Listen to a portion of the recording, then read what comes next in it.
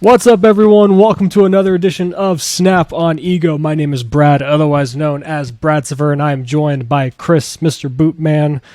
Hi, we're here again. What is up? Hey. It's another 2 weeks gone by, just like that. Yep, and we got all sorts of juicy topics. Yeah, it's really weird because looking at, I don't know, like the Snap community has felt more active the last couple of weeks since we last what do you mean by active? I mean more things being brought up. Like normally, like in the past, like we'd see like the flavor of the week in terms of like what's going to be the complaint. But from what I've seen on Twitter and what I've seen on Reddit, it's been a lot of like different things. Doesn't mean they're all justifiably like something you should be angry about. But it's not just like, oh, we're going to be mad about Galactus and it's just going to be focused on Galactus for the week. It's a lot of things. It's card acquisition came up again. I saw Galactus was still a topic. People were still upset about, various things regarding the patch that came out, which we'll go over in a little bit. I don't know. It felt more active, and I don't know if that's, a good or a bad thing, because a lot of it's negative, unfortunately, right? And I don't want it to be. But like, I don't know. I don't know if that's a good thing. People are more speaking their minds, or people are just reaching that. Well, as you're saying that, I'm trying to figure out what it is too, and I'm wondering if it's we got this on our list too, like the weekly balance changes. You know what I mean? Just the over the air changes. If it's just like that's adding on to it because they're doing like 3 to 4 cards a week too. So there's like just different topics and everybody's just like chiming in and all that kind of stuff. And we have the patch, and leading up to the patch is always speculation and conversations. But yeah, no, I definitely I see a lot going on. And here, let's touch on this real quick. You made a little tweet that got mixed reviews about the complaining in the community, which is something that we've been vocal about on here. How did you see? I didn't follow the tweet too closely. Did some people agree, or were people just like, "Shut up, Brad. We're just giving constructive criticism"? There wasn't too much backlash on that one. I did get a DM regarding it, being like saying I should. Threat? No, I wish it was a death threat. That'd be awesome. I'd be like, wow, I officially made it. No, it was one of those things like you should choose your words more carefully, before you alienate your followers or some shit like that. And I was like, I don't think I said anything in a bad way. I wasn't like fuck you guys, and then fuck you morons. I'm pretty good about my words. I taught English for 4 years. I hope I could. Did you teach English? Yeah. So you're good. Then there was the other one about the Galactus thing, because there was the snap updates where Glenn, someone asked Glenn, or did the ask thing, but they basically asked Glenn because he's the one that answers all of them anyway. Be like, hey, Galactus is oppressive. Why is it still in the game? And they're like, well, actually, Galactus kind of fucking sucks. It's just played a lot. So if it's beyond the threshold of how much we're seeing it being played, then we might take a look at it. It's just hard to take a look at Galactus because, if we make a change to him that's substantial, it's either going to make him really, really bad, and we don't want that, or he's going to make him really, really good for some reason. We don't want that either. So it's very hard. And I was just like, shut the fuck up about this fucking card. Please. Yeah. Retreat for your 1 cube. Get the fuck out. So let's do that. Let's kick it off. We were going to go over Galactus after the other patch changes, but Galactus was not touched in this patch. And you and I are on a little island over here just saying, shut the fuck up. Who cares? It's not that big of a deal. It's okay. I'm not even playing devil's advocate. I get it. I 100% get it. It's annoying. There's something going on with the psychological profile with 99% of Galactus players. I know some really cool Galactus players, right? Fellow content creator, Explodium Gaming. Very cool guy. I don't think he's the guy spamming emotes and shit like that. But they take forever in the game, and they only have one play line. So it's what are you doing? They spam emotes, right? And it fundamentally changes what the game is doing, which is what people complain about. But it's here's the thing. I don't know what they expect Second Dinner to do. Maybe it's because I'm all about empathy and putting yourself in other people's shoes. But listeners, dear, beautiful listeners, put yourself in Second Dinner's shoes, all right? You created this card, the first card with like a sick, insane animation, a crazy ability. Like, what the fuck and you're selling it for 6,000 tokens. What the fuck do you expect him to do? You expect him to just be like, okay, Galactus is just like a card now. It's just like an everyday card. Like, do you realistically think that's going to happen? Like, it's just not happening. The genie is out of the bottle. Yes, there are some changes I've heard float around, like maybe Galactus destroys one location or, something like that. But it's like, it's just not realistic what people are hoping for. And like, if they stick to that, I don't think they're ever going to be satisfied because the card is not leaving the game. Like, it's just not, right? Like, I don't know what they expect. So like you're saying, when I see it coming, I'll retreat for one cube. If I don't have a play line, a counter or whatever, I just get over it. I try to instant mute them too. Like that's how I live my life, Yeah, I don't really, I don't know how they would change it. Again, my thing is I don't think they should. I think Galactus is fine as is right now, but if I were to change it, the first idea I had, which I did put on my wish list for the patch, not patch, the OTA last week. And I also acknowledge that they couldn't do this for that because it involved text change. I would change him into a 6/12 and then make it so that he can't have anyone else played in that lane with him. Like make him like a magic, right? Like just he can only play on turn 6 or like. Well, no, not even just that. Like it's just straight up. He's a 6/12 and he is alone in the lane. Like you cannot. Like no other cards can come here. You can't play a card here. You can't play a card here. Now cards can be added, so you can do the things with Jeff. You can still do like the robot guy, Nimrod. Ultron? No, Nimrod. You can still do the Nimrod thing and Wolverine thing, and this also would open up that kind of deck a bit more. It would basically kill the null death thing for that deck. But it would still be beefier on its own. It would allow for you to have those sneak, turn 6 plays to try to maybe win. Like, okay, they're going really hard on these two occasions. Maybe I just have Galactus in the... It also might cause a bit more creativity with Galactus in general. You might just throw them in decks sometimes as like a fail-safe. Like, you're really pushing for these two lanes, and then you're like, wow, they've really left this lane alone. I think they're going to kind of still leave it alone. Maybe they'll play like, a 2-drop or a 3-drop there, right? To get their 4 or 5 power at the last turn just to cover their bases, but then you can surprise them with Galactus. I think that might be interesting. Otherwise, who cares? Leave him alone. He's fine. Yeah. Well, like here's the thing. So if I'm playing a Galactus and I don't have a counter, I just leave, right?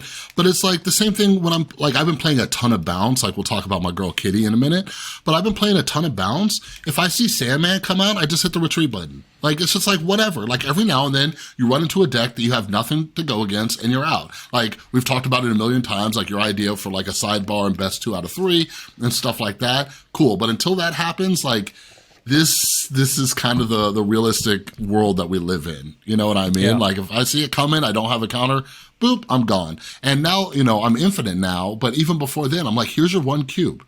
Here you go. Just have 1 cube. We're playing hundreds of games every season anyways, sometimes thousands. Like, give them a few, let them do that. Because I always try to remember too, it is such a long, tedious slog for these people, for them getting their rocks off and jollies to like Galactus. Like they're getting like 1 cube at a time. And if you're giving them more than 1 cube, that's kind of your problem. All right, it's very rare that you're surprised by a Galactus. The only times I'll stay in a Galactus game is if it's like turn 5, they get the Galactus down. I'm kind of expecting it, and I think I can hold my own on that last turn, and then they don't snap on turn 5 or turn 6. And it's for like 1 or 2 cubes. That's where I'm like, yeah, I'll stick it out. If they got it, they got it. If they don't, they don't. But like if they boomer snap. Which I love how that's the fucking the terminology in this goddamn game. Right. Boomer snapping. But if they do that on turn 5 or turn 6, I'm just like, yeah, you retreat. Even if they're bluffing, it's just not worth the risk. Just, okay, bye. You got the 1 cube. Get the fuck out.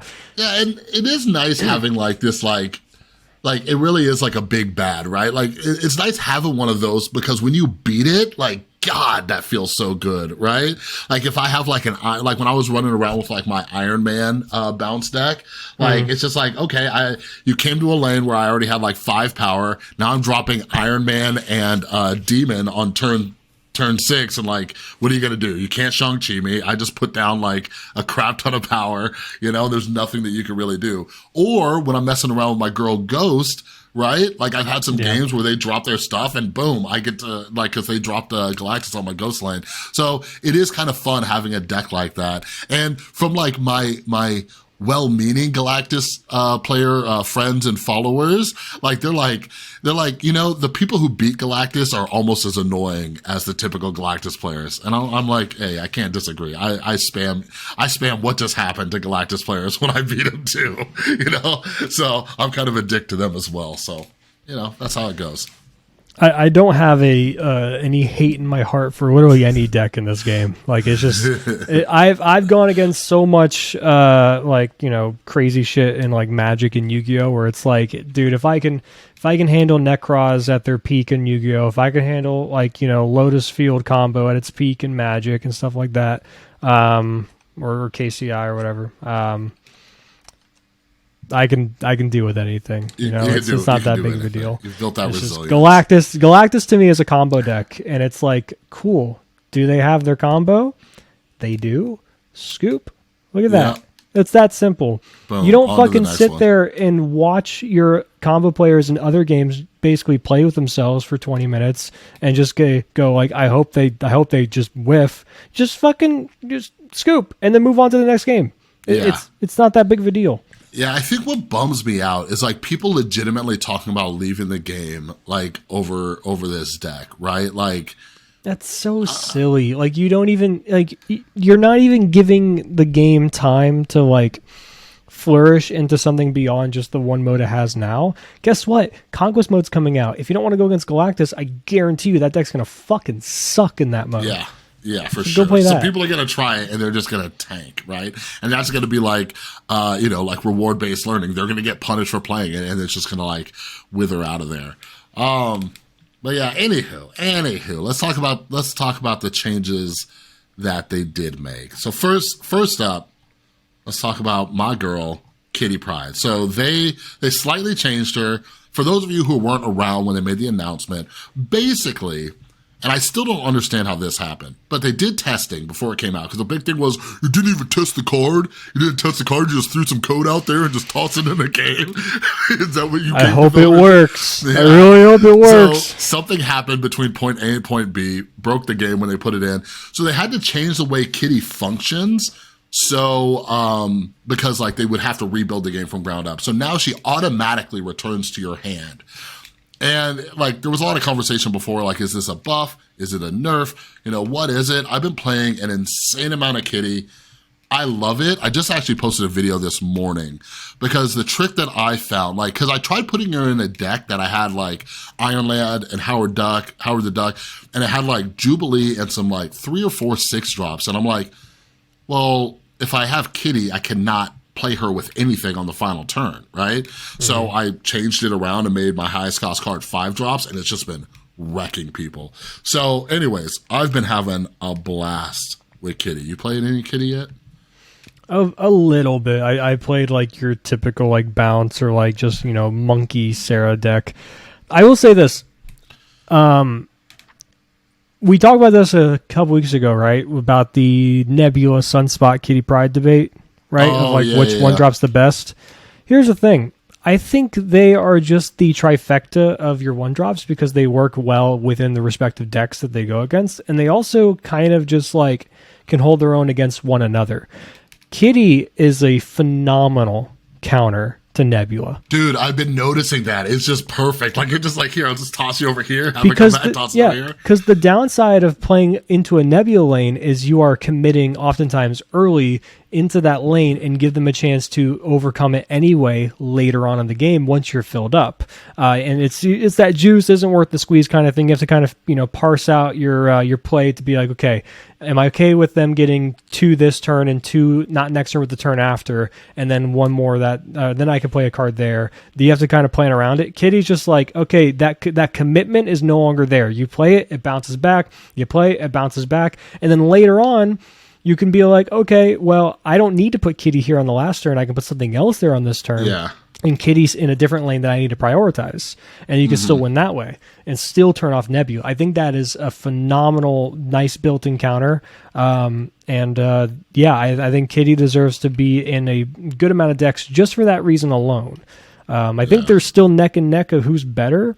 I think in a match against one another, Kitty is better.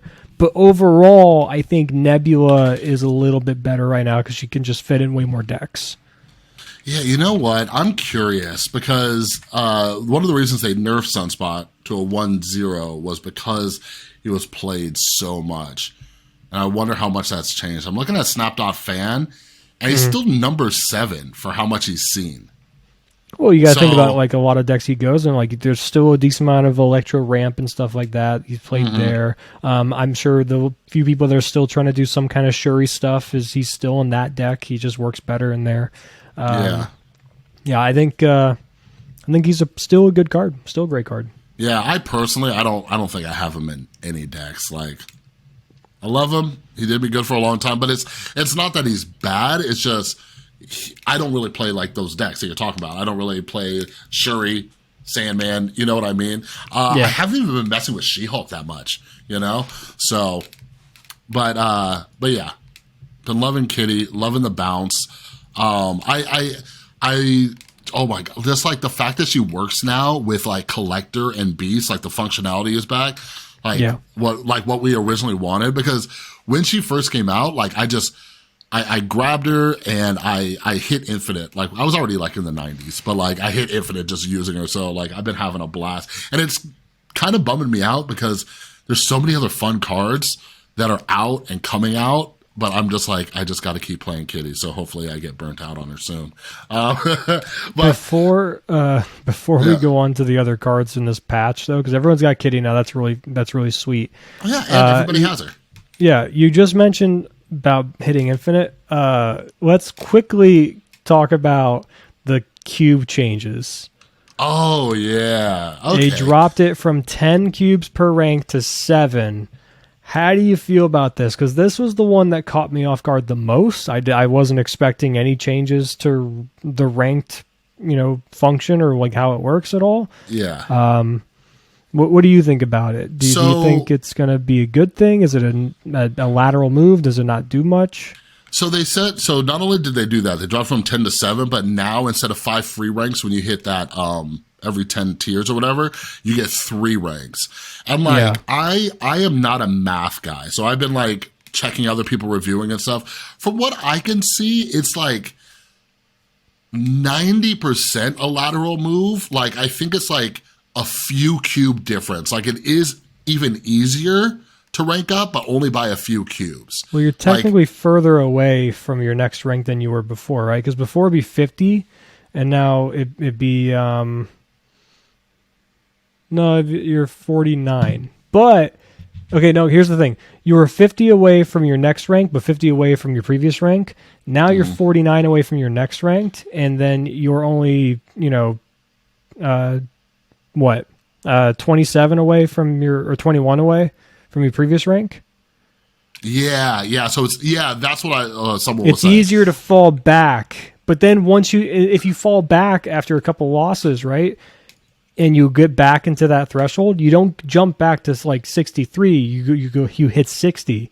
So in some ways, it might make the streakiness worse. Yeah, but the one thing is, like, every season reset, it's easier to get back to where you originally were if you just start playing and winning and stuff like that. My main thing is, though, like, first off, I'm curious because there was the stat, like, when that one data scientist from Second Dinner was on Dara's stream, he said, like, only like 1% to 2% of people like hit Infinite. I'm curious what that number's at now. Because that was before they did the 5 cube bump, right? I'm curious what that number's at now. But here's the thing, and maybe Conquest Mode will help with this, but like just after Infinite, it's just, there's nothing. There's nothing. I was just telling, some people again, like, I literally just snap everybody back. I don't snap, but I snap everybody back post Infinite. I'm like, whatever. You want some extra cubes? I'm like, here, this will get you closer to bot MMR, me further away, and we're good, you know? Even though I kind of want bots, that makes the the getting to Infinite a little bit better. I wonder if there's going to be separate ranks for Best of One and Conquest. Wait. What do you mean? Are they having multiple modes in Conquest? Well, Best of One is just Best of One, right? The normal ranked ladder as it is. And then Conquest is a separate ranked mode. Yeah. I'm wondering if they're keeping them separate in terms of, like, you have a rank in Conquest and a rank in Best of One, or they're pooling them together. Yeah, that's what it sounds like. Drewberry, friend of the show, former guest, he just did a video on it, and he kind of like broke down everything he knows and everything he heard, and it sounds like it has its own like kind of bronze, silver, gold type league system. But he was saying like it's like a gauntlet. Like if you lose, you go right back down to like the lowest tier where you're just battling it out. And you got to win like 3 in a row, I think, to hit the next one. Well, yeah. So I know there's tiers in the gauntlet style thing. It's just I don't know how, like, if they're incorporating a rank into it, because like I mean, can I basically the question, because they said you can hit your ranked rewards. I believe when someone asked this, you can hit your ranked rewards through Conquest and your daily challenges and stuff. Really? So that's what I believe I saw. I know I saw that for the challenges. I could have sworn I could be wrong. I could be misremembering. But I thought I saw that you can hit your ranked rewards for Conquest. It'd be weird if you couldn't, if they're introducing this new ranked type of mode. Yeah. Like the ultimate ranked mode is what they're basically painting it as, right? It's the ultimate competitive mode. So why would I not? Why would I play that if I can't hit my rewards of, like, you know, I want to get my 500 gold at 90 or whatever? Yeah, especially because Infinite could be such a grind. That'll be interesting. And maybe, maybe we can ask Glenn. But one of my main concerns is, like, with that gauntlet style having to go undefeated, like, my competitiveness and just, like I'm concerned that this new mode's going to drive me nuts. Right? Like, I'm just going to, like, get 2 wins, you know, and they're, like, 20-minute battle mode games, and then, like, just drop back down, and I'm just going to lose my mind. So we'll see how that goes. Because they have, like, special rewards and stuff, and I want to, like, flash, like, special variants or card backs or whatever the hell they put in there. So we'll see. I think it's going to be a bit different in a mental capacity, just because I have a frame of reference, both in Magic and then just regular games in general.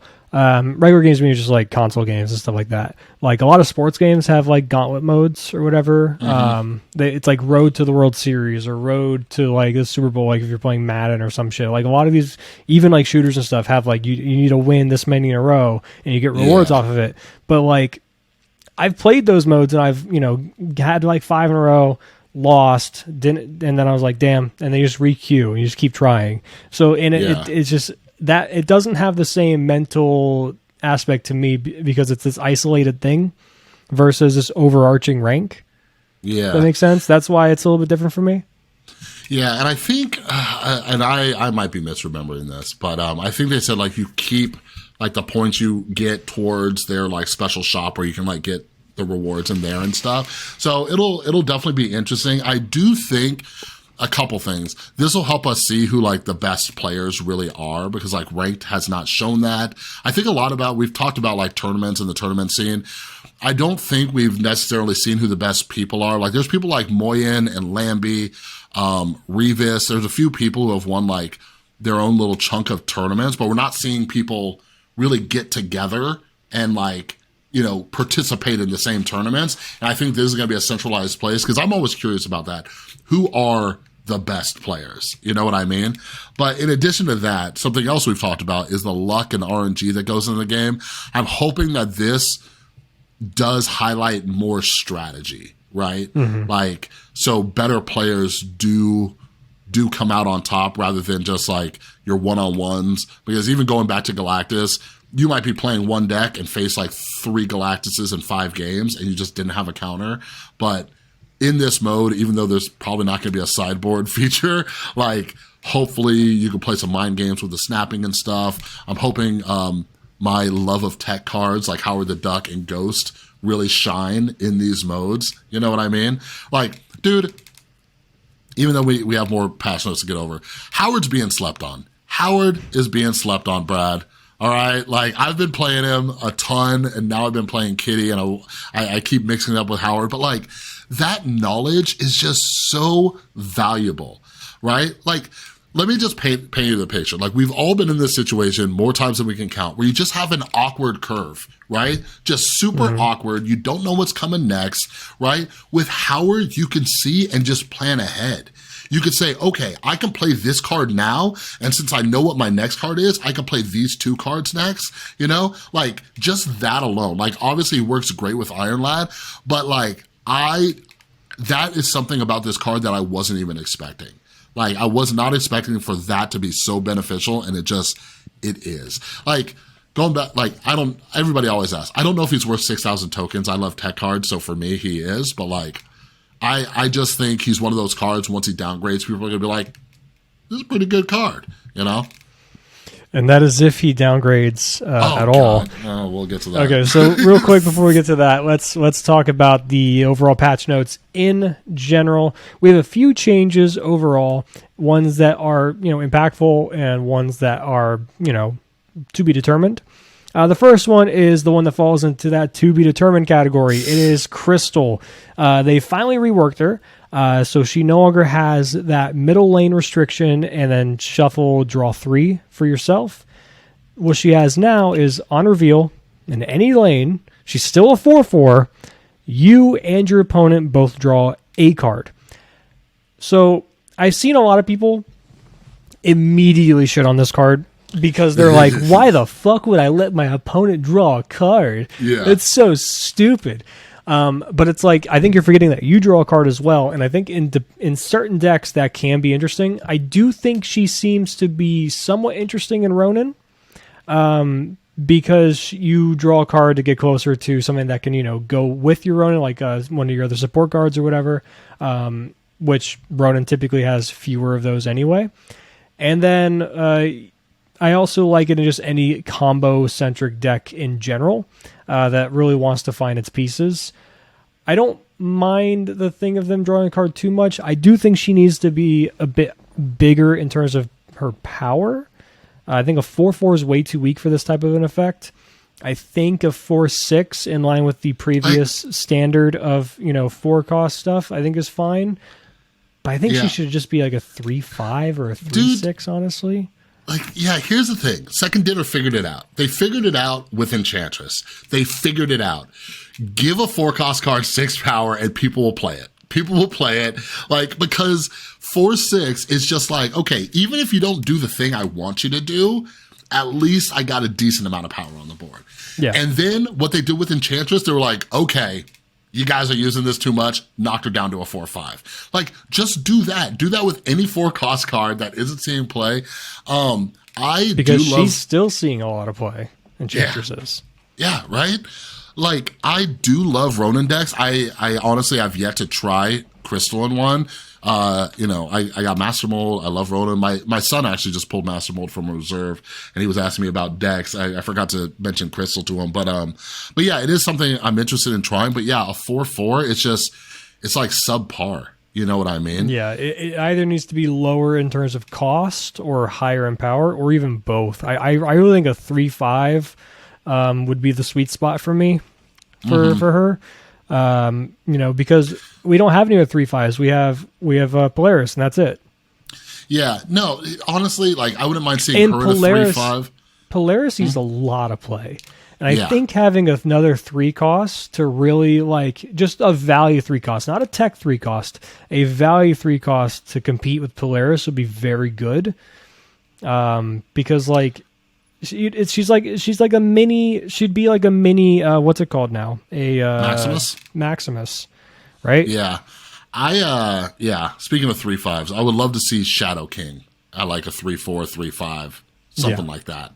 Like, right now, I'm behind the scenes, I'm working really hard to figure out a Shadow King deck. Like, you guys, listeners, you heard it here first. The whole board. He should hit the whole board. Yeah, right? Like, you guys, with so many Kitty Prides and Angelas and Bishops running around, even destroy decks with people still thinking, I won't shit on destroy decks too hard, but that like Venom just made destroy decks amazing. Like Shadow King is king right now. It's just I've played around with him, and when I played for like an hour or two, I just had really bad luck never drawing him when I went up against those decks.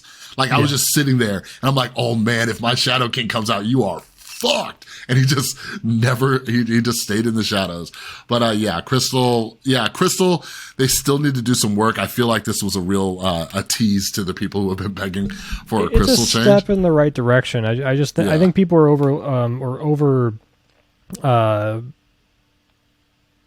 overstating the negativity of the effect, right? It's just, I don't think it's that bad. I think it's perfectly fine. Yeah. It's a you draw, I draw. Now maybe they could do a thing where it's like you draw 2, they draw 1, and then drop her power to like a 4/3. Yeah, because it kind of is. It's almost like one of those snow guard things, right? Why can't she just draw a card flat out and that's it? Why can't she just be a 4/4 that draws a card? So like for those listening who are unaware, like Glenn and like even in the patch notes have talked about like the ability to draw cards is very powerful, right? That's why you have like Adam Warlock at like a 2/0, so you got to really like plan around that. So they want to be very careful with that.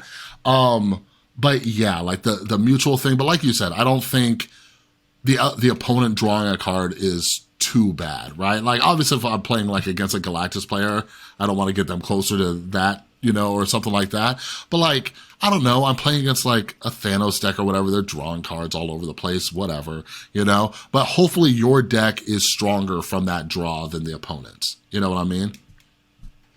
Yeah, I don't know. I want to see someone else. I just want to see something a little bit different with her. But the next ones we have are going to be the bigger impact ones. It's going to be the change to wave and then a little change to death. The death one real quick is just she's going from 9 energy to 8 energy just to compensate for the wave change. And the wave change is that before she would apply the 4-cost change to all cards, and then those respective cards would then afterwards apply their own discounts, right? So the death discount, the She-Hulk discount, stature, things like that, right? Miles Morales as well, if we're talking about like the top cards that are being played like that. Now it's working the other way around. These cards check for their things first, and then the wave applies afterwards. So basically, no matter what, always and forever, when wave is played, everything will be 4. So that does 2 things right off the bat, right? Obviously, it kills the decks of Doom Wave and Death Wave, unfortunately. Which, Death Wave was like the deck I would probably turn to when I'm just like not knowing what I want to play and just want to play something a bit more easy, straightforward. Like it's just destroy package and then hope you get wave on 5 and then do your thing. But I'm okay with that being gone. And I do like the fact that like death is lowered a little bit to make it a bit easier to get there. Now a single Killmonger can potentially get her there. Actually, now the caverns or whatever, or the mines, if that comes up, instantly 0. Just 0. Yeah. That's great. But otherwise, the other thing this does is Wave actually gets better in her role of a true ramp card and a true disruption card. Because one thing about the Miles Morales stature thing, looking at those, because they go down to 1. If a thing moved for Miles Morales or if a thing was discarded for your opponent for stature, that was a great counter to Wave in a lot of sense if you're going against Death Wave, right? Because you can actually still get underneath it. And then Zabu even still making the restrictions down to 3. You can still play 2 4-drops. Now, those don't work for both. And it's not just for the player that's using the Wave to do a combo. Now it works against your opponent who has those cards. And you're basically saying, I'm glad you played that Black Bolt on 5. I played a Wave. And I'm currently winning in the lanes. This Doctor Doom's going to win the game now. You can't play more than 1 card. Yeah. So WW Los, the one who like kind of like created the Doom Wave archetype, he was saying like it's still decent. And as somebody who's been playing a lot of bounce, like yeah, it still screws me up, right? Like, I'm not going to be, with all my low-cost cards, I need to be in a really good situation in order to beat, like, a Doom. You know what I mean? Like, you're going to be spreading it across all that power, and I can only play one of my lower cards, you know? Because, like, Hitmonkey's useless. My Kitty Pryde might have some power, but usually you're swooping things up on 5 and you're about to just slam down power. Yep. So it has screwed me up. But I will say, like, and I tweeted about this yesterday, like, fuck Deathwave. I am so glad that archetype is dead. I have been bitching about that for so long. Just so long. You see him destroy like 1, maybe 2 cards, and then all of a sudden, like on turn 6, just like the amount of power they're dropping, like it was just one of the most broken things in the game, and it blows my mind that like more people didn't talk about it. But like you're saying, I think it's because Deathwave is such a straightforward deck and such a powerful deck. But we've talked about this before. I used to be a massive Leader hater, and then when they like killed Leader before they brought him back to like, you know, a somewhere balanced level, once they got rid of him, then Deathwave came, because Deathwave was before I started playing, really. When Deathwave came in, I'm like, oh my God. And that's why I haven't really been bitching about overpowered cards and stuff like that, because I was like, Leader was keeping that in check. You know what I mean? Yeah. And like, yeah, I have just been furious. And this is the one change I've been begging for. And maybe that's why I'm so optimistic about this, because I am just glad that Deathwave is just done. I've still seen people like messing around with it and stuff, because like you said, if you have the Doom, it's still a good disruption. Like, it is, right? It's still a decent ramp card. Galactus players are still using it, you know, whatever. But yeah, so you guys don't freak out too much. You can still wave. Yeah, I really like it. I actually think, okay, I have a little bit of a hot take that people won't be too excited about. So now that they've dropped Sandman to 3 power instead of being a 5/5, put him back to 4. I wouldn't mind 4. A 4/3. That's what I wanted in the first place, by the way. I never wanted a 5/5. I wanted a 4/3. You mean for cost? Oh, yeah. I want a 4/3 Sandman. Yeah. Don't give me that 5/5 bullshit. You know why? Because I want to play him in fucking Ronin. That was the best card on the Ronin deck. That was one of the reasons I wanted Sandman buff, because I was like, Sandman's great for Ronin. You know what I mean? Yeah. So yeah, that would be cool. That's interesting. I wonder if anybody's played around with that yet. Like, I don't see why. Yeah, you couldn't really. Maybe. Like, I mean, what you could do is actually, you know what? I think Wave might be interesting in a Ronin deck as like a turn 5 disruption, and then you just hold Ronin for 6, like for turn 6. Yeah, it might. Yeah, it might be. The thing is with Ronin, like, no, well, you could Ronin Mystique, right? You could wave. Yeah. No. Could you? Wave on 4, Ronin on 5, Mystique on 6? Well, no, because then Wave is useless, because like Wave is just, I mean, Wave like stops him for a turn. You want to really stop that last turn. Now, I do think maybe it'd be nice if you go like, you know, turn 1 Korg, turn 2 Zabu, turn 3 Rock Slide, turn 4 Darkhawk, turn 5 Wave, turn 6 Ronin. Like, that could be fine. Yeah, that might work. It's just, but I really think Sandman should be back to a 4. Because, I mean, let's be honest, Sandman gets dropped on turn 4 most of the time anyway with Wave in those decks, or Electro. And I know that it does make Sandman Electro a lot more of an awkward deck in a sense, because normally you're being mana efficient by going, you know, Wave on 3 or Electro on 3, and then Sandman on 4, because you're cheating into it, right? Mm-hmm. Where now if he just costs 4, I guess you could just be like, okay, I have an extra energy for my Sunspot now on 4. I don't know. I thought he was fine at 4 mana, and I think he still would be. Plus, I think it's actually be a good thing overall, because the one thing people don't like about Sandman, and I don't mean to go too long on this, but you as a bounce player, of all people, should know this. You just said you swoop all your shit up on 5 typically to have a big play. And if they just slam down a Sandman on 5, like on curve, you're like, well, shit, that fucking sucks. Where now, if it's consistently coming on 4, right, like it was before, it telegraphs a bit earlier. So then you can be like, okay, I'm not going to swoop up stuff now. I can now basically, I have a way to stay in the game now.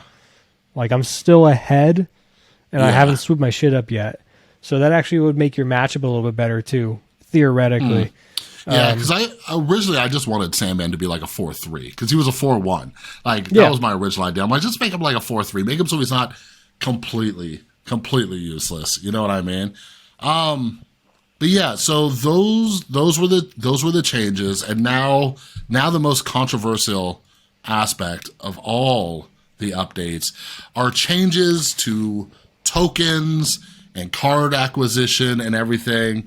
And where do we even start? There's kind of a lot packed into this. How would you summarize this?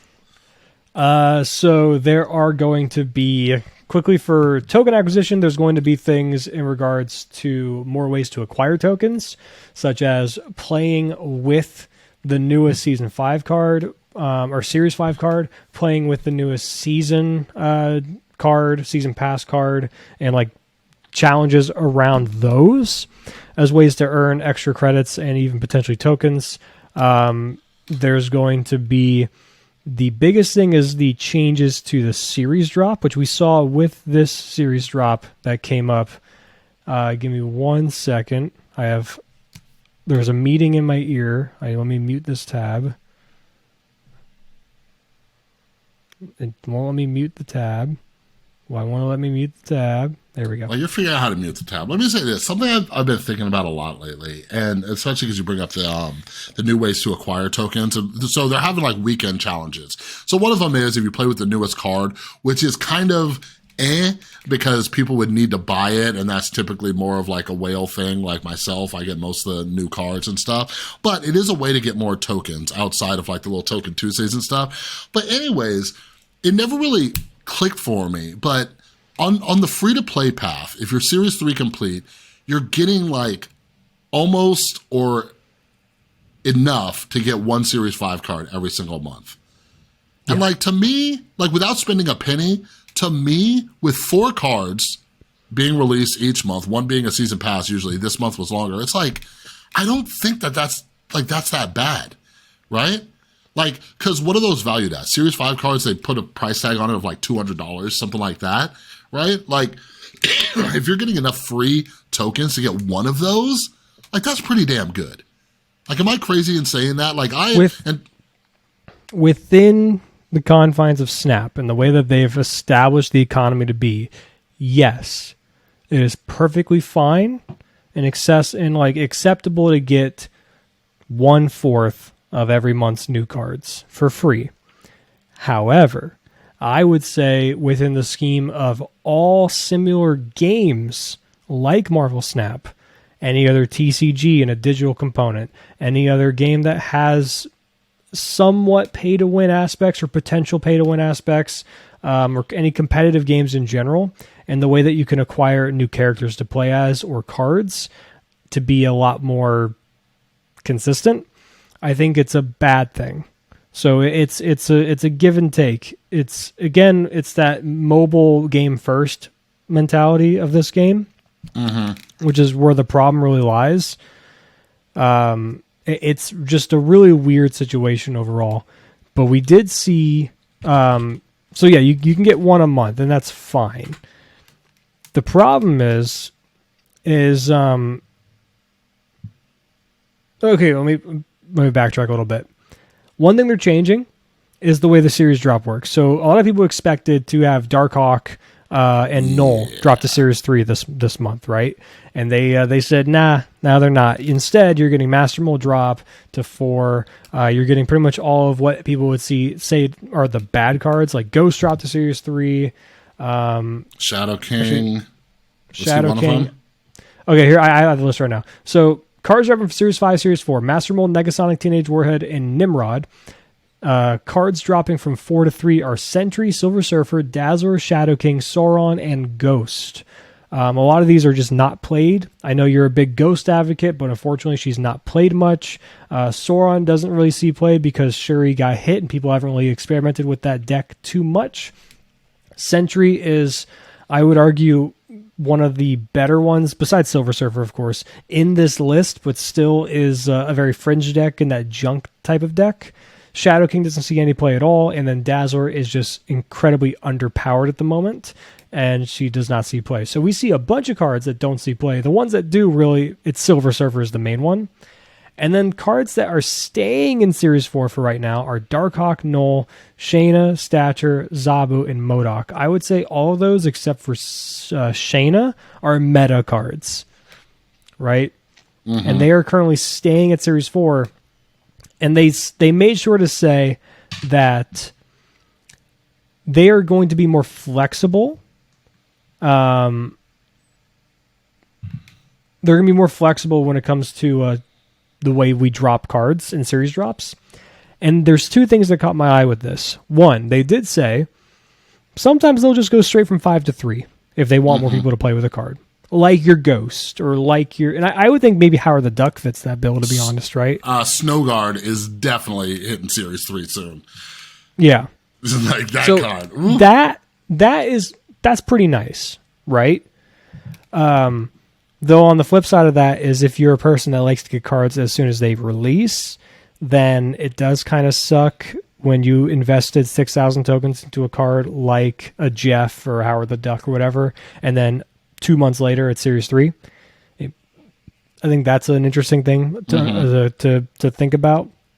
And the other thing is the one that I actually have a big problem with, is them saying that if they said, I want to do the actual quote because I don't want to say it incorrectly. Other times this means we may drop a blah, blah, blah, Series 5, Series 3 because we more people to experiment. We may even skip a monthly series drop entirely when the meta looks fun and healthy. I think this is the most bullshit, fucking insulting explanation ever. They should have been honest. I'd respect them a lot more if they said, if no one's complaining about cards at the moment, we'd like to make more money. That's exactly what this is. If the meta is healthy from a player perspective or no one's complaining about shit and they're like, we need Shadow King to stop Silver Surfer. If no one's doing that, then we're not going to give you any better cards and you can spend more money. That's exactly what they're fucking saying with this.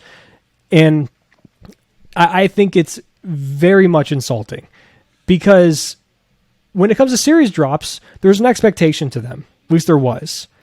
That Snap Zone or Snap Fan or all these websites that have this huge list of like projected drops for each card, that's out the window. That's fucking gone because they just threw it all away because they can do whatever they want now is what they're saying. They're not following a set pattern. And doing that with the economy of your game and the acquisition of the actual play product that you need to play the game and enjoy the game is horrible. And doing that furthermore and skipping it entirely and making it so people who wanted this card to get it for cheaper after waiting 2 or 3 months now longer they don't even have the option anymore. Yeah. That's so bad. Please take this back, Second Dinner. That is horrible. I will say in a very optimistic way, hopefully they just put that in as a just in case and we don't just see that like in the next month or two. They're just like, oh, no series drops. You know what I mean? It's just like once a year or something. Because like if they did that like every other month, like I do think people would like riot. But something so. And from my perspective, something we've talked about many times is some of these cards are not Series 5 worthy. Drop them down or introduce them in Series 4, Series 3, whatever. So this is kind of like a middle ground. So I am happy about that. Something I mentioned in a video that's coming out soon is like with these underplayed cards that they dropped down to Series 3 faster, Shadow King, Ghost, whatever, like I hope we see more creativity, innovation, and stuff like that. Like that's one of the reasons I want these to go down to lower series. It's just so more people can experiment. But the problem that we're facing, which I've been really vocal about on my channel lately, is I'm trying to get people to get away from the net decking and just saying, oh, what's the most popular deck? Okay, that's what I want to use. No, use a surprising deck. Create something on your own, you know? The video I posted today was like one I built from scratch, and it's pretty dope, and I want more people to do that. So I'm happy that that gets to happen.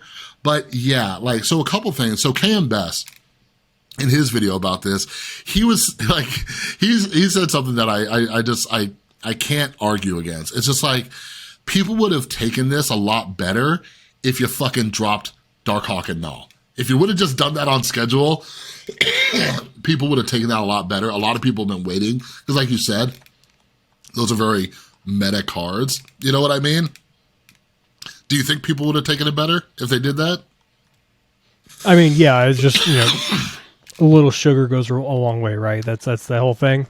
So yeah, they definitely would have taken it better. And look, there are some positives in this announcement, right? One of the parts of this announcement, which I guess wasn't actually even a part of the announcement, it was something that Glenn answered in a separate question, said that they are planning, or maybe it wasn't the announcement.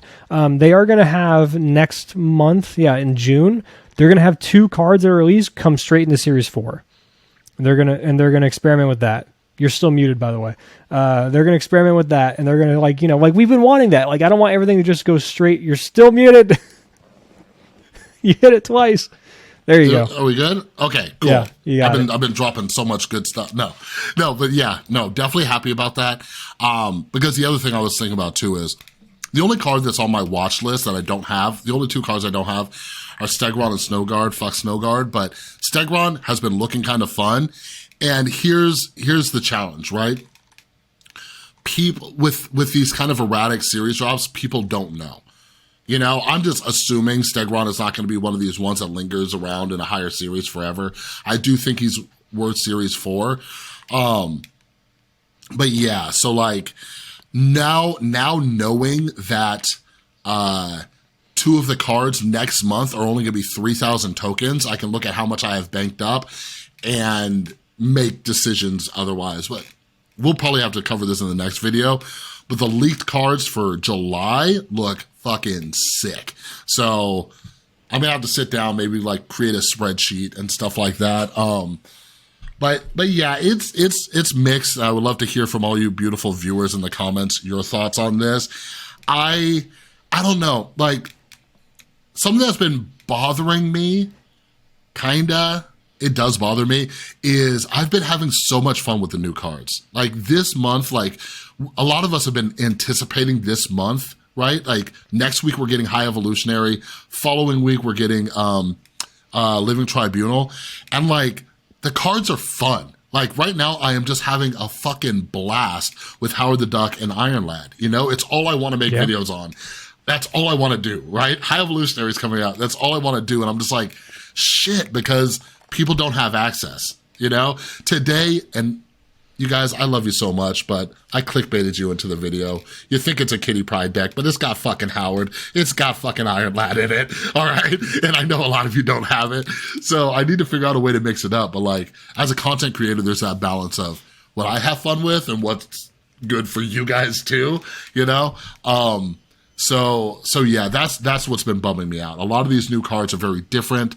They're fun. They're just doing really new stuff, right? Like think about it. Like Stegron was just kind of like a different juggernaut, you know what I mean? But like just these first cards in this month, like Howard and Iron Lad, they're doing something completely different, you know?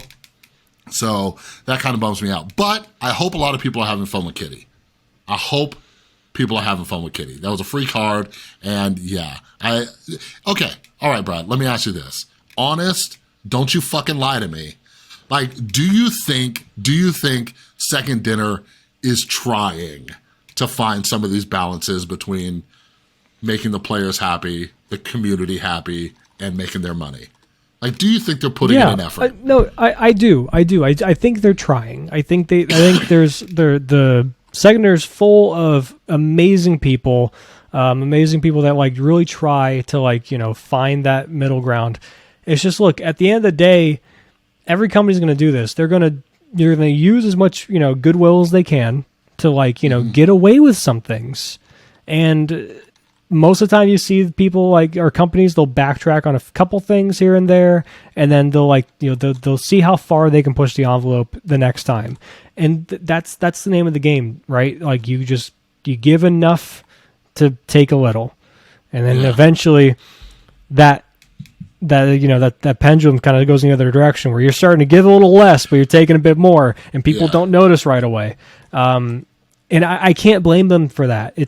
We don't live in a perfect world. I want to be able to play a game that just, is the best in terms of monetization, economy and things like that, and they don't try to like just fuck you.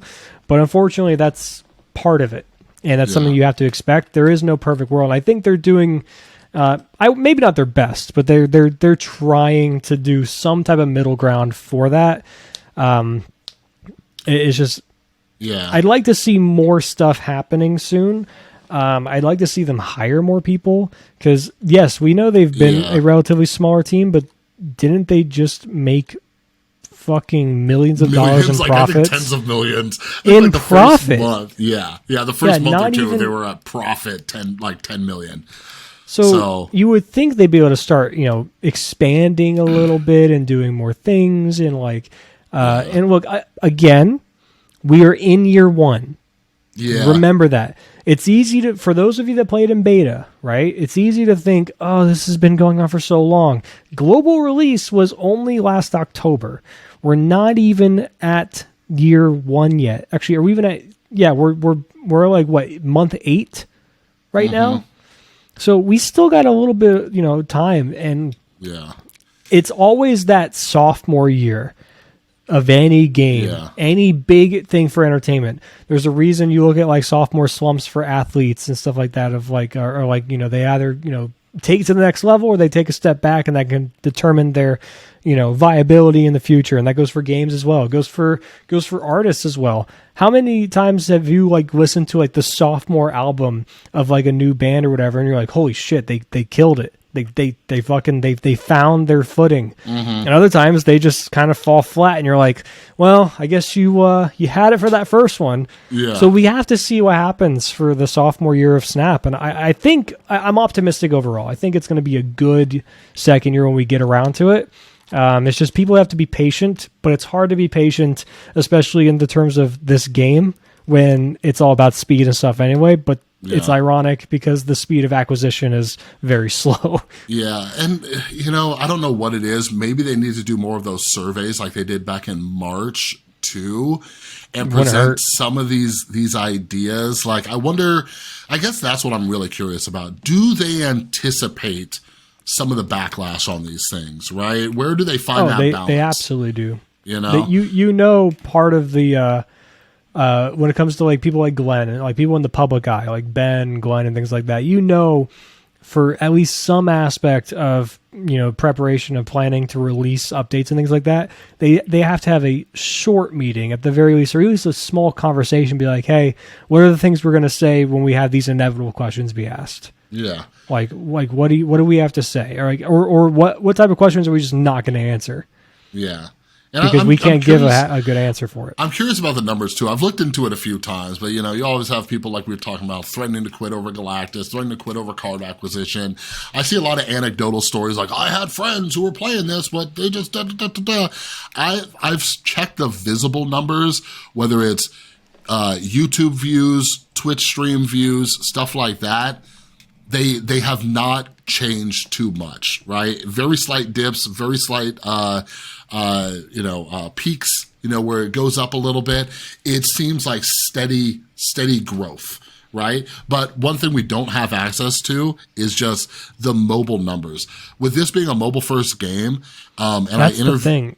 Yeah, I interviewed somebody on my channel early on, like back in December or January, who comes from the mobile gaming background, and he's like, dude, 90% of these players, they just have no idea about like all these things that we talk about, right? They're just casual people who download apps, and they're just like, oh, what's this? Oh, I can buy something? Okay, cool. Ooh, a cosmetic, right?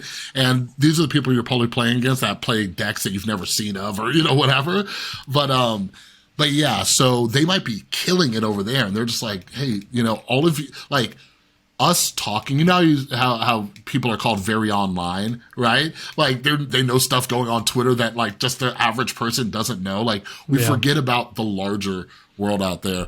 But yeah, I guess I do respect the fact that Second Dinner is just like, hey, piss off. These people are paying us way more than you are, right? Like there's probably people, like we know Kraken Null and 6-7, I always forget like his full name. They have every variant in the game. When their variant shop rolls over, it's fucking empty, right? This is just 2 guys that we know of. There's probably some weird Marvel fans out there that we don't even know of that also have all. Yeah, they're always whales that exist in games. They're not always the ones that are like the ones that going on Twitter or Reddit being like, check out my collection. They're just like in the private of their own home being like, I like my collection, and that's really it. Like you have to remember that. And looking at the Steam numbers, again, it's only part of it, and it's all-time peak for Steam was 11,444. That was back in January. Basically, we've seen actually a nice little bell curve for Snap on Steam. October, 9,000 was peak, then 10,000, then 10,000, then 11,000, then back to 10.8, 10.9, 9.3, 8.9 for the last 30 days. It's been a straight bell curve for Marvel Snap on Steam. And it makes you feel like, wow, this game doesn't have that many people. It's what, all-time 11,000? Again, it's only Steam, and I guarantee you, I am so fucking confident when I say this, that the Steam numbers are maybe 10% of the entire player base. Yeah, I love, like, a few weeks ago, my buddy was telling me, some guy was talking about like Halo dying or something like that. And I don't know what the actual numbers are, but he was turning to Steam. It's like, bro, this is a console first game, right? Yeah. Like you're not and we don't have the public Xbox numbers, but I hope people remember that. And when you have your anecdotal stories, even if you had 50 of your friends of like-minded individuals who said they quit playing, that is nothing when you're looking at like the total. So, but yeah, like we all still, we're having fun and they're taking some feedback. And I don't know. I think, and like you said, I think that's the biggest thing to remember. They're still in their first year. We'll see what happens. But yeah, let's get to the final topic that might take us a little bit of time too. You made a video about I did make a video. You made a video, an amazing video. Everybody needs to go watch it. Brad's channel is always linked in the description. So, and this might be the last topic. But anyways, the problem with tier lists. What's your thesis on this, Brad? Yeah, so the overall, in the same way that I introed that video, I want to say I do like tier lists. In any game or whatever, I think tier lists are fun to look at. Even when they're just stupid shit, like your tier list for like potato chips and like Doritos and like sodas and shit. They're fun. It's fun to see people's thinking in like their rankings of things, especially when they're subjective. So tier lists are fun. But when it comes to the creativity for Marvel Snap, in particular, not other games, but mostly Marvel Snap, I think it can hinder the creativity in a couple of ways. The first one being people just flock to the tier list and then just be like, I'm going to play the best deck, right? And that's really it. And yeah, you're going to see these decks pop up and, you're going to go against them. And it's also a lack of understanding what the true meta is. Again, when I talked about in the video, kind of goes back to what we're talking about with the Steam numbers. The untapped, client that you use to track your games and stuff, it's only on PC and also kind of on Android, but Android can be wonky. It can work sometimes, not work other times. But like we just said, the vast majority of players are going to be on mobile. And you know what else? The vast majority of mobile players probably have an iPhone. And I know a lot of people that have Androids listening and be like, well, no, I'm sorry. It's mostly iPhones. If you go walk into an AT&T, a Verizon store, and be like, I want to start a new plan. Do you have any deals right now? Yeah, you get like an iPhone for $2 or a free one. Like buy one, get one. It's always the iPhone that's the deal. And it's just, there's a reason they're the top phone, right? So not only do you have most people playing on mobile, you have most people playing on the device that doesn't even have the capabilities of, utilizing the client on mobile. So the true meta of what you see on these tier lists aren't even going to be close to the true data that, Second Dinner has. And taking these tier lists as gospel can both hurt you in your actual climbing, and also because we both talked about this, where like you just go against you're like, why is this in your deck? Why are you running this card? What are you fucking doing? These don't go together. There's constantly videos of me just like sitting there and saying, what is happening right now? You know what I mean? Just dude, I saw someone, they were playing like Punisher. They were playing it was like a good cards deck, but it was all the bad cards, and it wasn't a bot because they were emoting and shit at me. And I was like, because I was when I saw Punisher, I saw what was the fucking Cyclops was in the deck, just no Patriot, just Cyclops in the deck. Yeah. And I'm like, Spider-Man emote, hello, and they Spider-Man emote back, said hello, and then fist bumped, and I'm like, I don't think bots can do that. What the fuck? Communication. What are you doing? So, but that's not going to show up on your tier list, right? And then there's other things on the tier list, like Lockjaw was my example in the video, where I guarantee you, the Lockjaw that you what the data they're getting right of these Lockjaw decks, and this is it's worthy enough to be tier 2. I'm like, if you took the 90% of other players that are playing similar Lockjaw decks and then took all of their stats that aren't being tracked and pulled it into that Lockjaw deck, do you think it would make tier 2? I feel like it wouldn't. I feel like it would just crash the cube rate. And I know it's based on infinite players and at a certain collection level. I get that. But there's way more to it behind the scenes that we don't see, and just people shouldn't take them as gospel. Yeah, so I'm a big human behavior and psychology nerd, and even though we pride ourselves as independent thinkers, a lot of us are just followers, right? We see what's the best deck, what people are saying the best deck. The example I always give people, I'm kind of teaching them about this, is say you're in a new city, you're looking for a place to eat, you look across the street, there's 2 restaurants, right? One of them has a line out the door, right? The other one has 1 or 2 people inside, or it's just fucking empty. Which one are you gonna go to? Even though there's a line out the door, you're probably going to that because you're looking at the other one what the fuck is wrong with that place? Why is nobody in there, right? But the other place on the left, it might have got the head start, it might have just been more popular or whatever it was, and there might be delicious fucking food in the other place, but we just look and we see what's popular, and then that place just keeps growing because that's what people keep thinking, right? And that's my issue with the tier list and the decks and stuff. So right now, the last time I checked, the stature list had 85,000 people playing, or plays with it, games played with it, right? Yeah. And spoiler, this is actually the topic of my video tomorrow, is we should be looking for those diamonds in the rough, right? Obviously a big sample size is best, but why not just look? Find a card that you like, go look, start scrounging the bottom of Untapped. See what's there. See what has a high win rate, high cube rate, and low sample size. Maybe it was a fluke in those 50, 60, 100 games, whatever, but give it a try. The best way to win cubes in Marvel Snap is to surprise the opponent. You're not going to do that. You're not going to do that with a Galactus deck. If you're winning 8 cubes with a Galactus deck, you're playing against morons. I'm sorry to tell you. I wish I was in your fucking pool or whatever, but you see it coming. The stature deck being played 85,000 times. If you don't know what their range of possibility is, you need to get better at the game. But if we're going and finding these new decks or crafting new decks and people aren't sure, for example, the video I made today was a deck I built from the ground up. It's a combination of bounce with stature, but it also has a fucking Gamora in there. All right.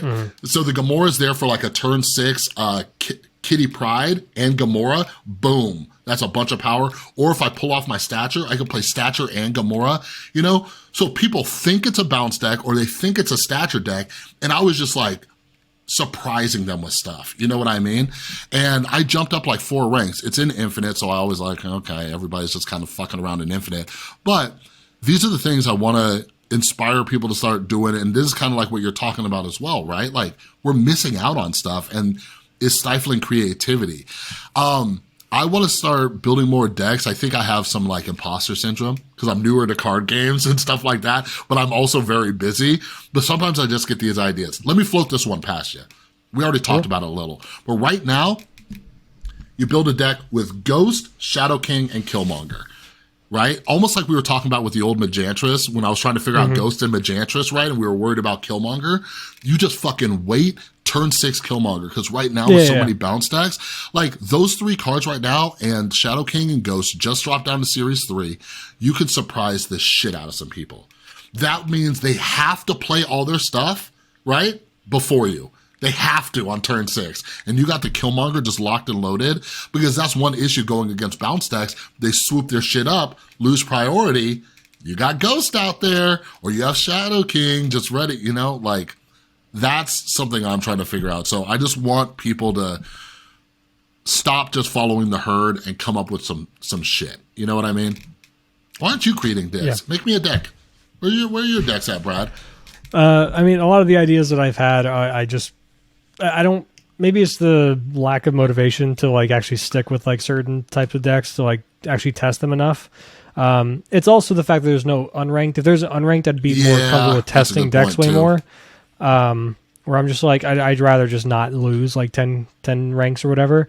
Now, I do like the one, when Nebula came out, I did make one that was like a Professor X, like, you know, Daredevil thing. I still play that from time to time. I haven't made any adjustments to it. I like that one a lot.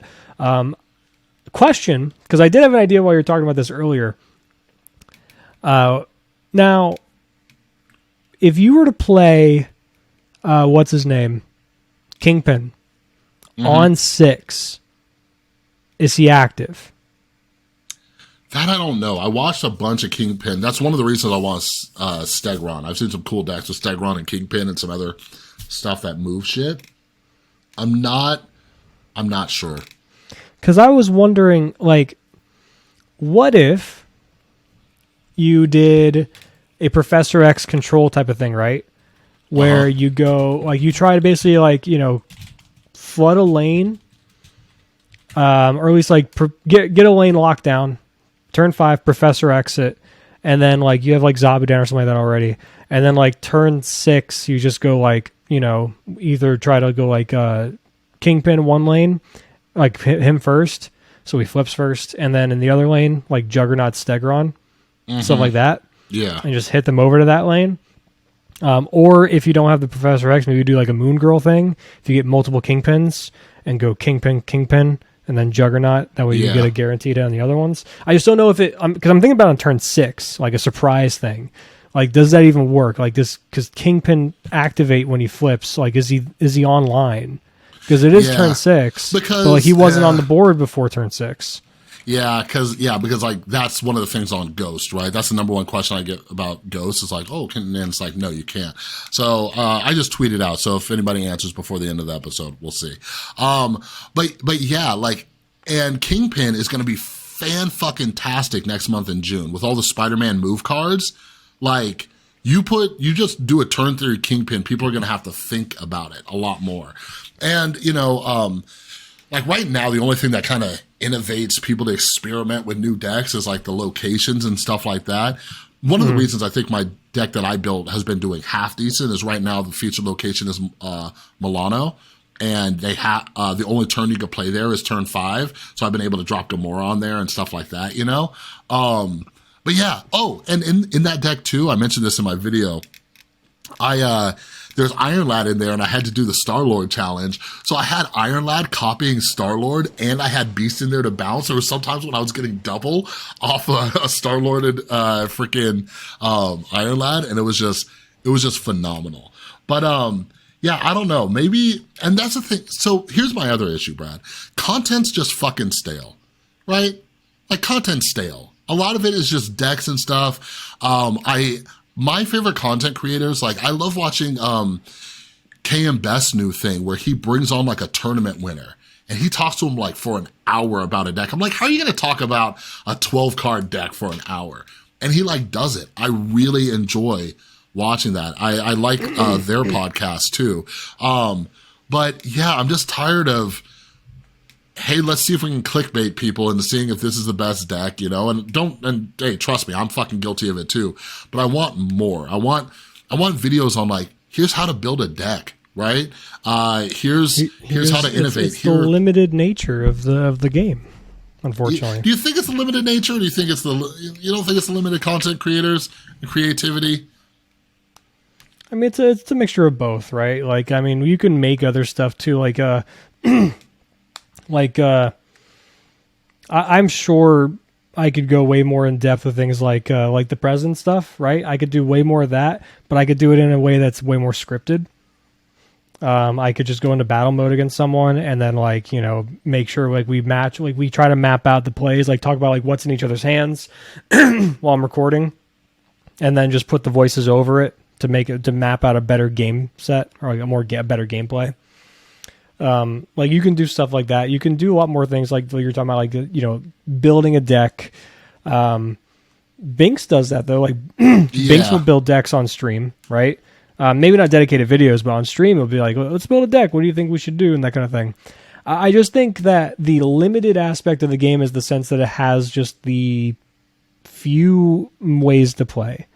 And I think if we got a draft on client, it would be the best thing for Snap, because the community would run wild with it. Like I said before, Magic has content creators that are like, oh, I'm a Pioneer player, I'm a Standard player, I'm a Limited player, I'm a Modern player, I'm a Commander player, and they all have their own respective types of channels and niche kind of audiences, things like that.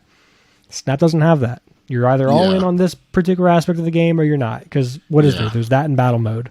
Yeah, that in battle mode, Conquest, we'll see, and stuff like that. And also, Twitter got back to me, and yes, Kingpin works on turn 6 if you have priority. So if he reveals first, boom. So on turn 6, if you did a Kingpin and a Jug, Kingpin and a Stegron, whatever. So everybody put that in the bank. But yeah, it is limited. It's something that I've been thinking about. I'm still splitting my time and playing Runeterra and stuff. That's the other thing. So one more thing after that. But in that game, there's just so many different things, right? There's some top meta decks, but there's just so many different things you could do in that game, right? And that's one of the reasons it's so fucking hard to learn. So that's the other balance Marvel Snap has to find. They thrive off their simplicity. That's why it's so successful, right? I don't know, did you watch Ben Brode's talk? Or any of those talks they gave about... I haven't gotten around to it yet. I know it's out, but I haven't been able to. So one of the things they talked about is the text for a card, their test is, can it fit on the back of a business card, right? They don't want it too complex. They want to keep it simple. So that's something to think about when they're going through these design changes. They don't want to put hey, this does this in case, but if this happens, then this happens instead. You know what I mean? They want to keep it very short, a sentence, whatever. But the other thing about the creativity in decks and finding new decks, in Runeterra, so first off, they actually have a ranked ladder, right? With a leaderboard. And you can click on the person's name and see what deck they're using. And sometimes I'll click on it and it's just a deck I've never seen, right? So that would be something cool. I think that's part of Conquest mode, not the deck clicking, but having a leaderboard, So that's just a way, because you'll just find a top player who's just, how do we know if there's a top player out there who's just not on Twitter, they're not on YouTube, they're just tearing it up, you know what I mean? And we just don't even know what they're playing. So, I don't know. But yeah, tier lists are good. They're fun. They're good to get ideas. I use them too. But I do want to get into more deck building. But let's wrap it up. One last topic, because I did want to touch on this, because it's been coming up and there's some debates about it. We're coming to the last couple weeks, I believe, to the weekly OTA changes. All right. So the over-the-air changes, basically they can only adjust numbers, power, energy, stuff in the text, whatever. They can adjust those numbers. They've been doing them every week except this week because it was a patch. They've been doing it weekly. People have been arguing that it's too frequent. One, everything's constantly changing. They can't keep up with it, right? Two, people are worried about power creep, But yeah, what are your thoughts? Personally, I've loved it. I have loved it. I feel like it's been keeping fresh. I have seen a lot of other people saying like this has been the healthiest the meta has been. You can play a variety of decks. You're not feeling too oppressed by just one thing coming out. Like even with Galactus coming out, if you have a counter, you have a counter. If you don't, you don't. But like with Shuri, it was way different. It was just like, I could not match your power. I cannot match your power, and I cannot counter you. You know what I mean? Mm-hmm. So I don't know. What do you think about these weekly OTA changes? Do you think they should continue to do weekly? Is there another way to do it? What are your thoughts? Okay, so I like them, but I also do think there's a little bit too much, because it does feel like in this test period of them doing it, we said we're going to do weekly OTAs, so we have to come up with something to change or something to tweak or whatever. And we've seen a couple times, or like half of them be nerfs in the sense of like cards that we already see play. There's not a whole lot of like random buffs. Like we saw the Wolverine thing and stuff like that, but like, actually, no, that was a patch. The Wolverine thing was a while ago. That was a patch. But we need to see more like changes to cards that aren't played. If I look back at so they made Enchantress a 4/6, and then literally a week later, they made her a 4/5 and Rockslide a 4/5. So my thing with that is that's part of the reason I'm like, maybe we need to chill. I think in a perfect world, you would have one scheduled OTA a month and one patch a month. So two scheduled changes. However, in the event that they see something that is so far and above what they would like to see in their numbers and playability, win rate, cube, whatever they look at, and they are like, this is not good, then they can be like, hey, we're doing an OTA today real quick. This card's been too much. We're tweaking its power a little bit. Hopefully that fixes it. Hope you guys have a great day. Where the thing with the Enchantress thing, I feel like, is yes, she was played a lot, right? And she has a 4/6, and she probably did need to go down to a 4/5. I'm not disputing that. But in a similar notion, like similar situations moving forward, I would like to see them be like, because I worry that when they looked at Enchantress, they're like, she's kind of about at the threshold of like the numbers we don't like to see. So let's just knock her back down a little bit. But I want them to just give the game room to breathe. Give another week for changes to happen, people to adjust. This is with decks in general as well. Allow the players and the meta to kind of find its mold, find its, footing, to be like, oh, we need to see more of this card to counteract this card and things like that. Because that's what a good meta should do. It should go up, it should go down, it should change constantly, but not too constantly, because they're, artificially changing it. What we've seen, people are, supporting secondary and being like, this is the best meta, things like that, like you've said. That's not because of the game, though. It's because of them artificially changing it. Now, the Shuri thing, I will stand by, right? But outside of that, we haven't seen a meta adjustment or change in the last month or two since the Shuri change, because of natural occurrences of new cards entering the meta and people adjusting to said meta. It's all been inflated numbers and changes artificially input by second dinner. Yeah. And I think that's a bad thing.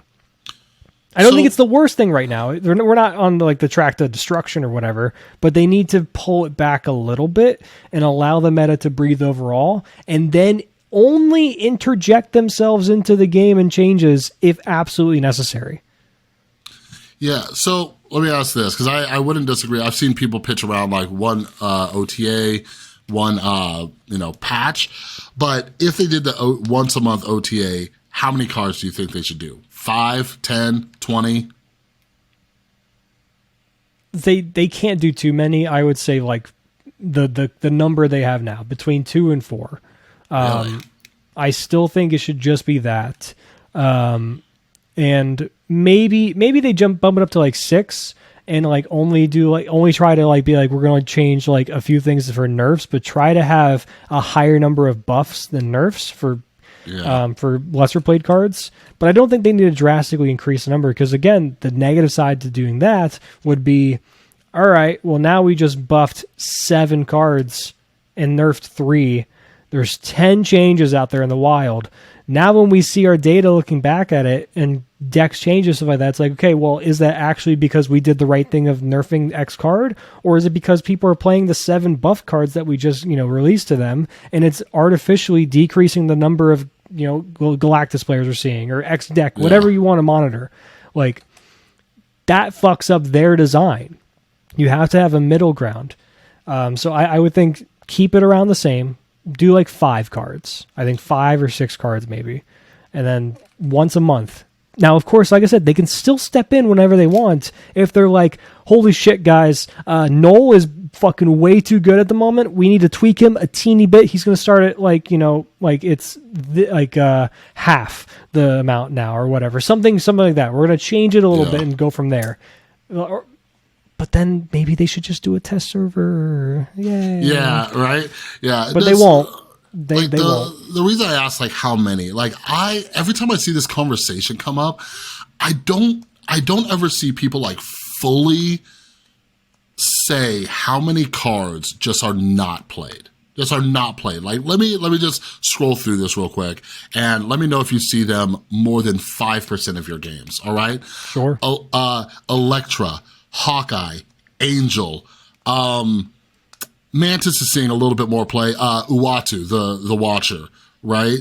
Adam Warlock, I haven't seen him in a minute. Let's see. What else? Some of these, Medusa, right? Yeah, I never see Medusa. Yeah, maybe if I've run into Cerebro 4 for whatever reason, then really? I see Medusa. Okay, you got Morph. I don't see, if I ever see Morph, I'm like, you guys are running Agatha. There's some other ones on here that I'm just not even going to mention because I'm like, I think you're decent. You just don't see play. But yeah, maybe it's more of the lower cost cards. But it really is. It's a lot of those starter cards. Yeah. Some of these too, are the no ability ones that we're going to see a skyrocket, once High Evolutionary comes out. But yeah, I don't know. Maybe I'm tripping. Maybe I'm tripping because I'm just scrolling through the list. I'm like, no, I see these a decent amount of time. So yeah, definitely the lower cost ones. I think there are archetypes because I was looking at some of the move cards as well, but hopefully that changes next month too. So yeah, I rarely see a move deck anymore. Yeah, I do hope that changes though. Yeah, yeah, I think Iron Fist will pop up a little bit more. Human Torch, I wish it would just make him a 2 cost. I just have PTSD from when I did try move decks. Yeah, my 18 power Human Torch just got wiped out. Yeah, him getting got by Killmonger when you have a 112, right, or whatever. Yeah.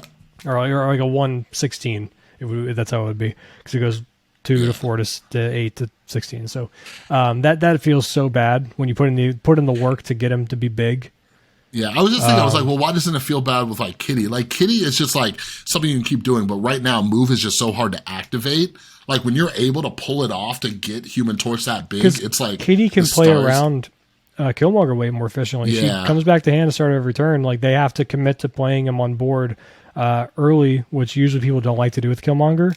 But then if you swoop up all your stuff on turn 5 in a traditional bounce deck, then their Killmonger is going to have priority when they play. So then it's going to dodge your Kitty and stuff. So, I mean, maybe the move is to, no pun intended, to play Armor and Cosmo in your move decks. I don't know. Yeah, maybe that's maybe it should be okay. So the stature deck, I think, was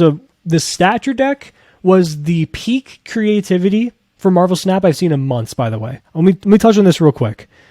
This is the most excited I've been for the creativity moving forward for Snap in a long time because the thing that I'm familiar with the most, all right, in Yu-Gi-Oh!, in Magic, are engines existing in your decks, especially Yu-Gi-Oh!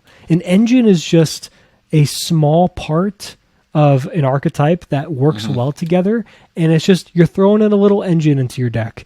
Your core is X thing, but then you have this engine thrown in and this engine thrown in, which is great because you look at the stature deck, that's what they did. They took a Darkhawk deck and threw in a little move engine with Polaris and Jeff, and then Miles Morales, who's also coincidentally a 4 cost, so worst case, he's a 3/5, right? And they also threw in Black Bolt, which has a fairly solid body on his own, and then Stature. You threw in 2 little engines, a little discard engine with Stature and Black Bolt, and a little move engine to have a bit more playability on a different form of the Axis in your deck. That is the type of deck building we need more of, because so many people, which is why I think people are overlooking High Evolutionary, by the way, because people are going to try to do way too much with them. When the best deck, when it comes down to it, mark my words, will be High Evolutionary, 2 cards, and then 2 other cards, and a little engine on the side. Yeah. That would lean into that. Yeah, and when you say that, that's that deck that I just built, right? It took that like kind of little Stature engine, combined it with like some bounce too.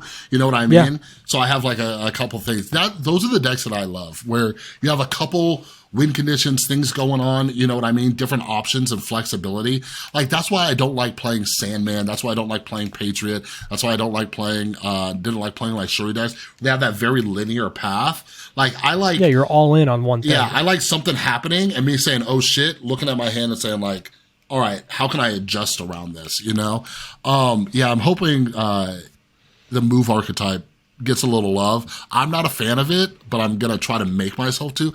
Like like I say, maybe that's the thing. You do like maybe 4 total move cards in your move deck. Do you remember that deck? That one deck that got really popular for a minute that Freddy Babes made. It had like a little bit of move and a little bit of discard. Do you remember that? I don't. It had like Iron Fist. I remember Surfer Move.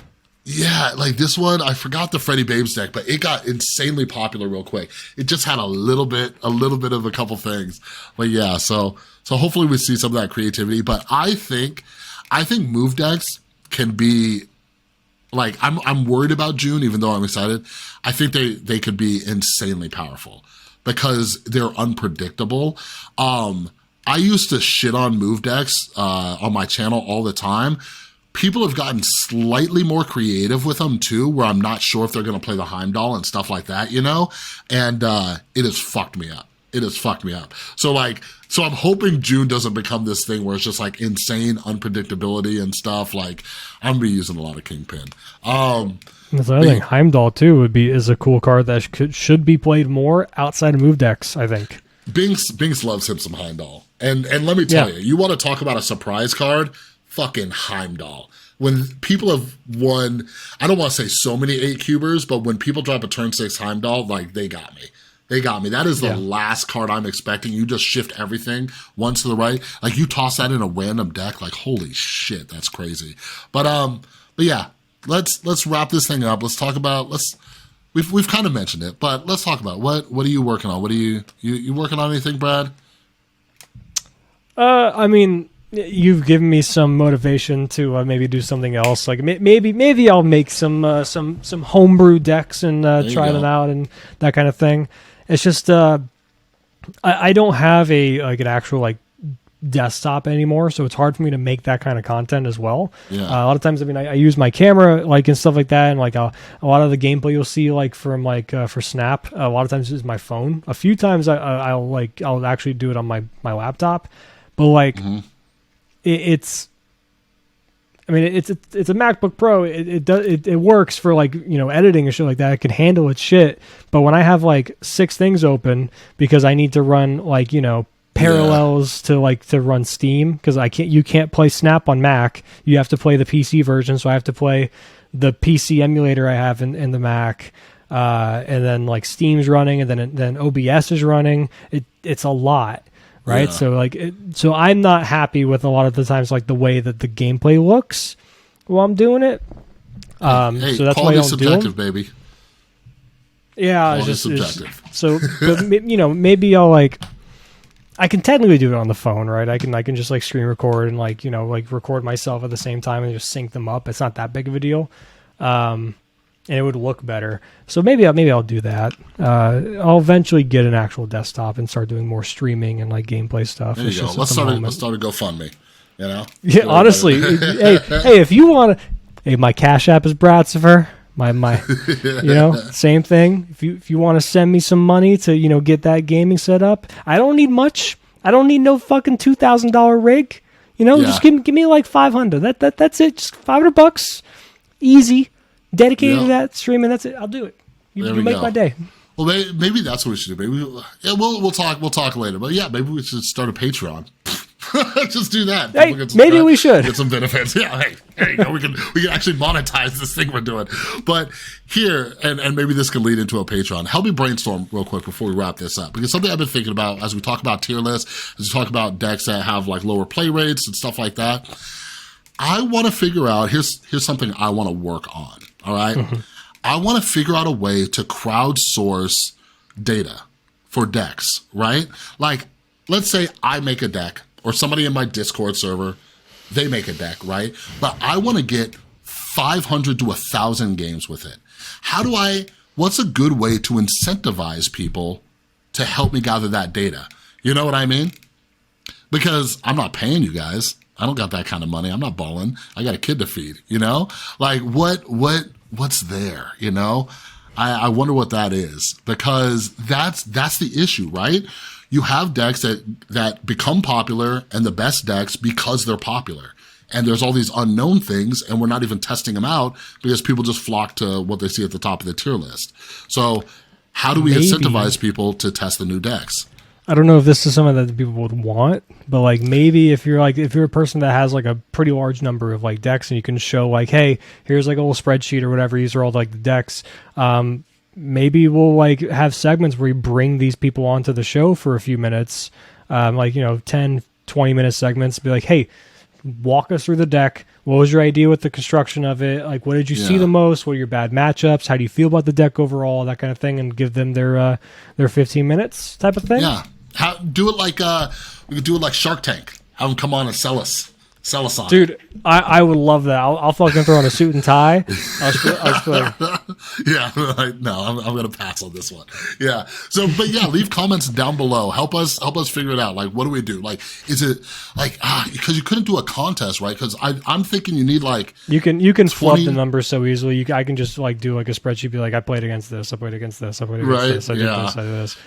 Because I figure we need at least 20 or 30 dedicated people, right? And that are willing to play like 50 games, you know? Because ideally, I think like 1,000 is a decent sample size, you know? Because, hey, what if one of the people playing it fucking sucks? They're going to tank our numbers. And we would. So we need like a variety of people. We need someone to make an iOS tracker. I don't even know if it's possible, the way the app stores and stuff like that, and the way the apps are designed, and like, because I know like iPhone is a lot more straight and narrow, like, you know, don't fuck with this. So there's not as much like ways to like kind of get in there with Android, or comparison to Android, which is like why a lot of developers prefer Android phones and things like that. There's the developer mode on Android phones. So I don't know if it's possible.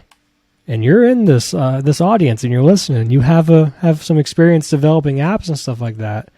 Yeah. That's my challenge for you. If you can do that, Chris and I will probably try to come up with some way to incentivize you a bit more. Yeah, I need to talk to a developer. I don't get why it's not possible, right? Like, think about every app that you use, and it's like, hey, you need to create a login. Oh, wait, you want to just link it to your Gmail? You want to link it to your Facebook, right? Why can't I just... I wonder if it's something that Marvel Snap would have to open up on their end. You know what I mean?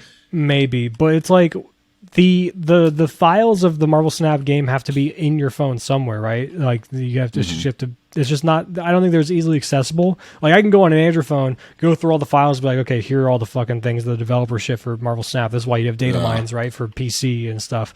It's harder to get those on iOS. So if you can get those, then you could have technically, you can theoretically have an application that can read those files and track your games. Yeah. Maybe we need to get a developer on here. Have them walk us through what the challenges are, and then we can figure it out. Yeah. All right, and then we can put out a bounty. All right, beautiful. So take us out, Brad. Tell everybody thanks and all that good stuff. Thank you so much for listening to Snap on Ego, a Marvel Snap podcast with myself being Bradsfer, and you can find me on Twitter and pretty much all socials at Bradsfer, BREDCIFER, and you can find Chris everywhere else as well at BootmanMSTZ on Twitter, and as always, my socials and Brad's socials and YouTube channel will be linked down in the description. Go check them out. And you can let us know if you think that we should do a Patreon of some sort. And then I guess eventually if we did a Patreon, we probably will have to like maybe work on potentially doing like a dedicated like thing channel for this shit if it's needed. Because then we could potentially do more things with the channel besides just the podcast. What do you want that? Can you okay, here, whenever we ask this shit, none of you answer. None of you tell us what you want. You just comment on shit that we talked about because you're probably just checked out. You probably stopped watching by now, and I'm talking to fucking no one. But please, if you're watching, give us your feedback. Do you want us to do a Patreon where we do other things? If we did a Patreon, what would you want to see as benefits for you guys to want to be incentivized to help support the show? What do you want? Do you want a separate channel on its own? If we did a separate channel just for the podcast where it's just a dual thing between myself and Chris, what else do you want to see on that channel to make you want to go to that channel? Tell us, please. We're not mind readers. So that's a good. But otherwise, thank you so much. We love you guys. We appreciate you for the support and all that stuff. And we hope you listen to us next time. Peace. Bye-bye.